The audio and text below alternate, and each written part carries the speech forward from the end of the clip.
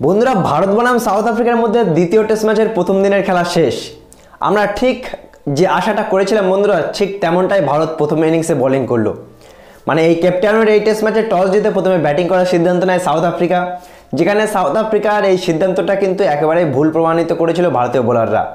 যেখানে মাত্র 23 ওভার 2 বল পর্যন্ত খেলে সাউথ আফ্রিকা 55 রানে অল আউট হয়ে যায়, যেখানে মোহাম্মদ সিরাজ 6 উইকেট নেয়, ওদিকে জসপ্রীত বুমরা আর মুকেশ কুমার দুটো করে উইকেট নেয়। ভারতীয় বোলার বা মোহাম্মদ সিরাজের তাণ্ডবে, বোলিং তাণ্ডবে সাউথ আফ্রিকা একেবারেই 55 রানে চুরমার হয়ে যায়। তখন মনে হচ্ছিল যে ভারত একটা বড় রানের লিড নিতে পারে, কিন্তু ভারতে কিন্তু ততটা ভালো বলে ব্যাটিং করেনি মানে ভারতের ইনিংসে।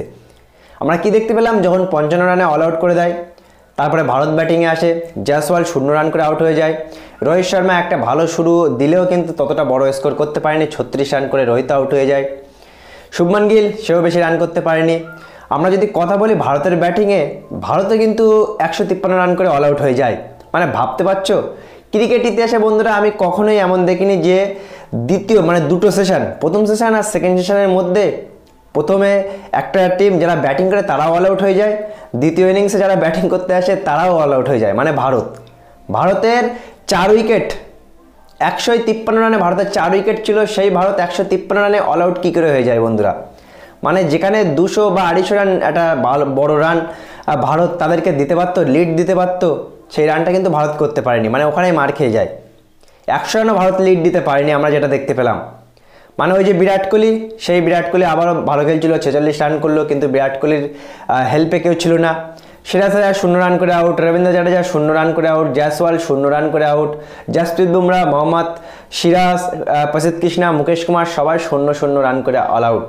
মানে ভাবা যায়, একটা সময় মনে হচ্ছিল যে আজকে 200-250 রানটা লিড দিয়ে একটা অনেক বড় মানে ভারত একটা হাতের মুঠোয় রাখবে ম্যাচটা, কিন্তু সেটা আমরা ওতে দেখতে পেলাম না। যদিও একটা লিড ছিল, মোটামুটি ভালো 100 কাছাকাছি একটা লিড ছিল। দ্বিতীয় ইনিংসে সাউথ আফ্রিকার ব্যাটিং লাইন আপের কথা যদি আমরা বলি, সাউথ আফ্রিকার 62 রানে 3 উইকেট পড়ে গিয়েছে। যেখানে ইডেন মার্করাম একটা ভালো ইনিংস খেলছে, তার সত্ত্বেও কিন্তু তাদের এখনও 36 রান, তারা ভারতীয় রানের থেকে পিছনে আছে। যদিও বন্ধুরা বলবো ভারত ম্যাচটায় অনেক এগিয়ে থাকলেও ভারতে কিন্তু জঘন্য ব্যাটিং করেছে। মানে ভারত এখানে করতে পারতো 250 বা 200, 300 কাছাকাছি। যদিও অনেক কঠিন একটা ব্যাটিং লাইনে পেরিয়েছিল। সাউথ আফ্রিকায় যেমন কন্ডিশনগুলো হয়, অনেক কঠিন হয় ব্যাটিংয়ের ক্ষেত্রে, আমরা দেখছিলাম। মানে ব্যাটসম্যানদের সত্যি খুবই সমস্যা হয়। সেখানে ভারত আরেকটু রান করতে পারতো বন্ধুরা। লাস্টের যে 153 রানে 4 উইকেটের থেকে শুরু করে 153 রানে অল আউট হয়ে যায়, এখানে কিন্তু ভারত অনেক মানে একটা বড় লিড দিতে পারতো, কিন্তু দিতে পারেনি।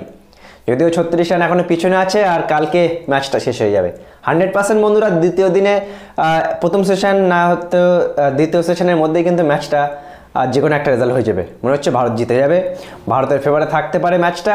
যদি সাউথ আফ্রিকা 150 বা 200 রান টার্গেট দিয়ে দেয়, তাহলে কিন্তু ভারতের জন্যও মুশকিল। দেখা যাক দ্বিতীয় ইনিংসে কী হয়, দ্বিতীয় দিনে কী হয়, সরি।